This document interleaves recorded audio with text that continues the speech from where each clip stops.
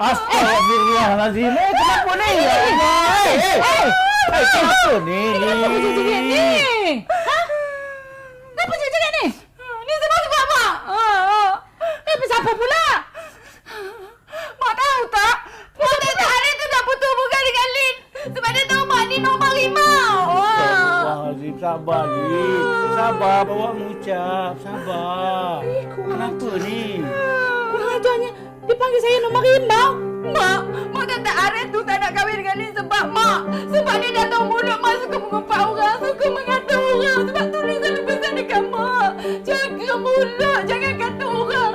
Mak tak sekarang apa jadi dekat Lin? Apa yang jadi dekat Lin?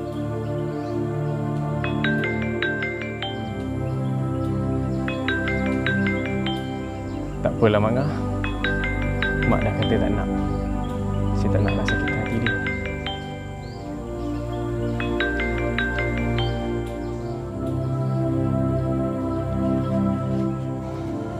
Tak ada niat pun nak memainkan hati awak.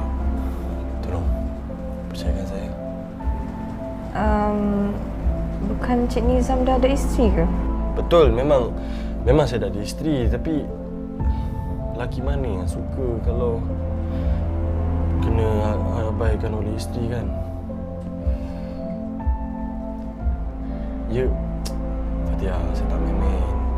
Memang betul isteri saya ni cantik. Tapi kita orang kahwin bukan atas dasar cinta, Fatia. Macam dah pernah dengar je alasan tu. Ini bukan alasan, Fatia. Saya betul-betul tengah cari kasih sayang dari seorang wanita yang saya cinta. Please, I'm begging you right now. Cik Nizam, tak ada manusia di dunia ni yang sempurna dan tak ada rumah tangga yang tak ada masalah. So jangan nak merepek. Lagipun saya tak berminat lah dengan Pahala tu memanglah tinggal tak banyak. Tapi sekurang-kurangnya, mak dah nasihatkan Arif dengan mak dia. Dia bukan saja putus engkau, Lin. Dia dah malukan kita satu keluarga. Mak je nak tempat seorang. Lin tak katakan mak jumpa dia orang dan bagi nombor Arif. Kau tengok pasal apa mak tak keluar pada rumah. Sebab mak malu tau pasal engkau, Lin.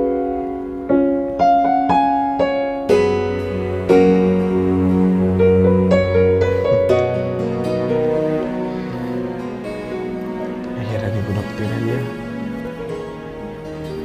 Lepas ni ayah akan sihat. Mesti ibu akan balik pada raya tu kan?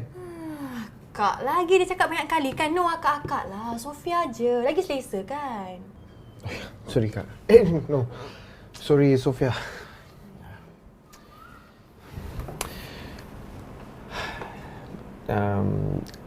Saya ada kerja lagi. Nak kena keluar. Keluar? Pergi mana? Nak ikut? Tak boleh. Keluar pun pasal urusan. Yang tu esok boleh tak?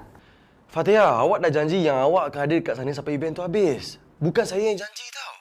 Tak adalah. Cuma malam-malam macam ni Cik Nizam saya macam... Fatia, Mr. Chong ni bukan orang kecil-kecil anak. Dia ni orang besar. Kita kena jaga klien kita ni for the long term. Awak kena ingat tau, this is business. Awak kena fokus. Okey.